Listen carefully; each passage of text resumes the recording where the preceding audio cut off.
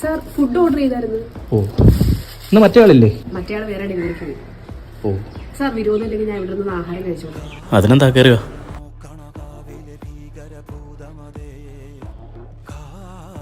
സാറിന് എവിടെയോ കണ്ട് നല്ല പരിചയം എനിക്ക്.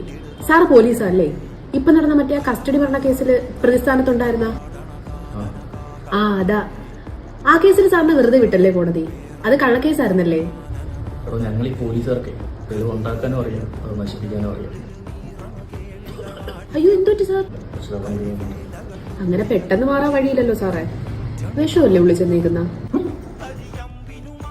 ആരാ നീ? നീയൊക്കെ കൂടി കസ്റ്റഡി വെച്ച് തല്ലിക്കൊന്നു നടന്നില്ലേ ഒരുത്തനെ? അവന്റെ പെണ്ണാണ്. കോടതിയിൽ നിന്ന് പുല്ലുപോലെ ഇറങ്ങി വന്നപ്പോ നീ വിചാരിച്ചില്ലല്ലേ നിനക്ക് ഇങ്ങനെ ഒരു വിധി വരുമെന്ന്? ചാവടാ നീ.